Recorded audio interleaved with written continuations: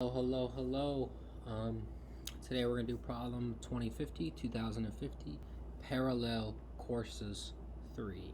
Okay, so let's go ahead and just get right into this problem. Let's see. So you are given an integer n, which indicates that there are n courses labeled from 1 to n. You're also given a 2D integer array relations where relations j equals prep course j, next course j, right? So already looking at this problem almost every time we deal with this idea of scheduling classes, we're looking at a topological sorting problem, right? Because there's all these classes and there's a relationship between classes. We can model that as a graph where the vertices are the classes and the prerequisites are the edges between classes, and that would form a directed acyclic graph, right? Or we should assume that it's fair to assume that it would create a directed acyclic graph because you can't have a prerequisite setting where there's a cycle, right? I can't take algebra 2 and take subsequent classes, and those subsequent classes are prerequisites for algebra 2. Now, zero index. Furthermore, you are given a zero index array time, where time I denotes how many months it takes to complete the I+1th course. Okay. You must find the minimum number of months needed to complete all the courses following these rules. Okay, so there's courses, there's the amount of time that it takes to take each course. It's not like it takes one semester, instead it just takes whatever amount of time that it takes. You must find the minimum number of months needed to complete all the courses following these rules. You may start taking a course at any time if the prerequisites are met. Any number of courses can be taken at the same time. Okay, so you can... there's this idea in college that maybe some of you have experienced where you can overload courses, right? You can overload a semester and take like 20 units. You can infinite overload here. So that's an interesting feature, and I think that kind of is definitely going to affect the way that we approach this problem. Return the minimum number of months needed to complete all the courses. The test cases are generated such that it's possible to complete every course, right? Yeah, so like I was saying, this is the prerequisite list makes sense, right? There's no cycles. Okay, so let's look at an example. Let's look at this example, I guess. So I got that right here. And I'll just, for the sake of the problem, I'm going to add how long it takes to take each course. 3 months, 4 months, and 5 months. So the answer here is 12. And the explanation is the figure above represents you can start taking courses 1, 2, and 3 at month 0. So since we can take an infinite number of courses at any time, that indicates that if we want to minimize the amount of time that this takes, then we should always take all available courses that we can at any given time, right? So whenever there's a class that doesn't have a prerequisite that we haven't finished, right? So whenever there's a class that we fulfilled all the prerequisites, a better way of saying that, we should start taking that class, right? And as soon as we finish some class and we fulfilled all the prerequisites of a subsequent class, we should take that subsequent class, right? So as soon as this is done and this is done and this is done and this is done, then we should take this course here. Well, another way you can think of this problem, right, is the minimum solution, since we're just trying to like push back this tree, right? Like let's just create a bigger system here. Maybe this idea will make more sense with a huge system.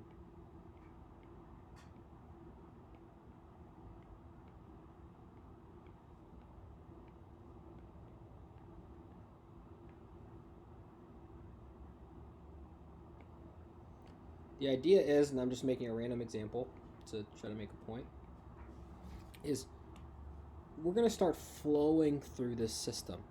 And whenever something becomes free, we're going to do it as soon as that opportunity occurs. So really, this system is only constrained by the one list of paths, the path of the longest path from beginning to end. So what I mean by that is, whatever the longest path is, that's going to be the amount of time it takes to do everything. Because we can do as many classes as we want simultaneously, and there's no constraint in terms of dealing with prerequisites. right? So you may start taking a course at any time if the prerequisites are met, right? So as soon as a prerequisite is met, we can take a subsequent class, and we can take as many classes as we want. So we can just start hammering through classes as fast as we want, but it's going to be constrained then by the longest path in the system, right?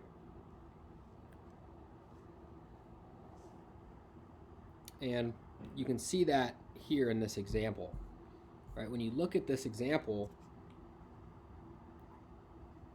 you're going to notice that, well, the answer is 12. Why? Well, there's 5, 4, and 3.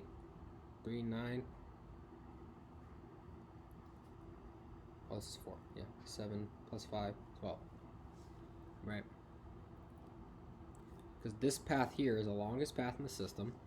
So when we start doing this problem, we're going to try to maximize the number of classes that we can take. Right?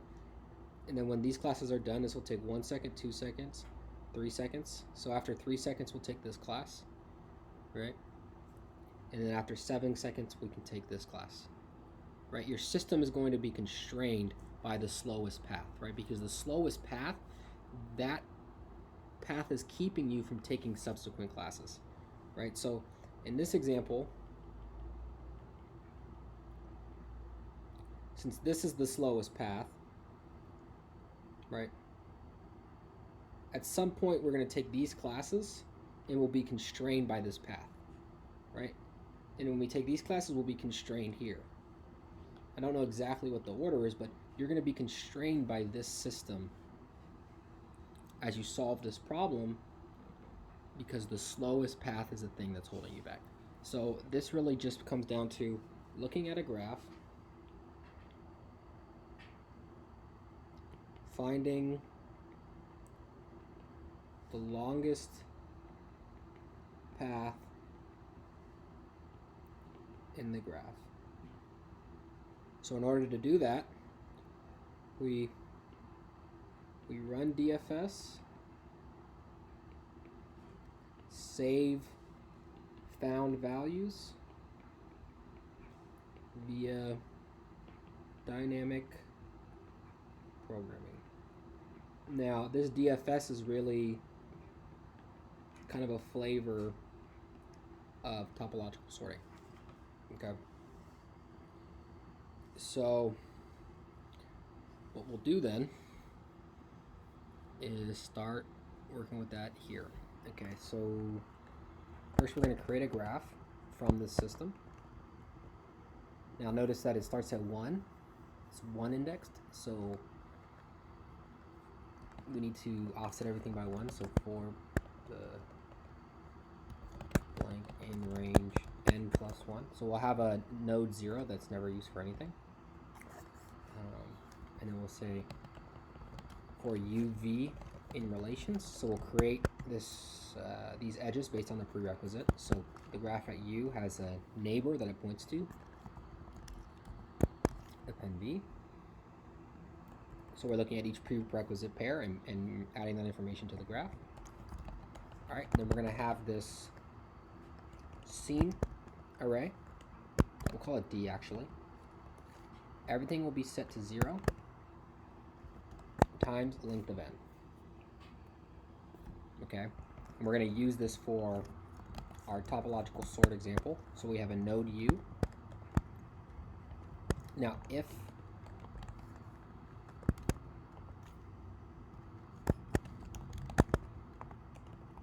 so this is basically saying if we have already traversed this node, so its D value has been filled, we don't need to traverse this system again, right?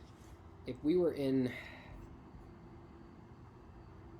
this system, there's no guarantee that we're going to start traversing at one of these nodes, right? It may be the case that we start traversing here we're checking path lengths, and we get that information here, right, that the distance here is 9. So what we don't want is when this system gets here to recalculate that information. So this thing will return back 9. So to do that, we'll save D of this node 4 to be equal to 9. Okay. All right. Otherwise, we say D of U is going to be the max of DFS of v for v in, we'll make this generator, for in the graph using u. And if there is nothing, we'll say the default value is 0, right? So if you have no neighbors, then there is no subsequent cost. So I gotta make sure I got my parentheses in the right place. Boom.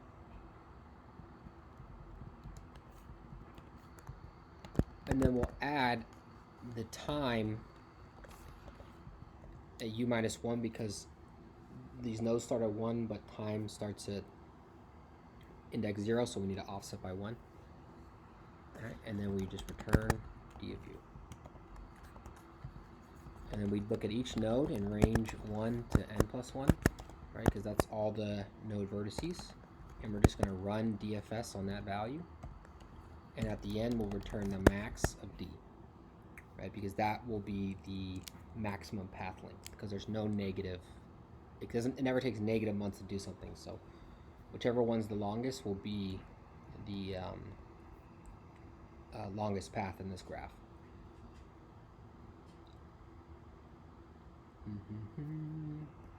All right, forgot to do n plus 1 right here.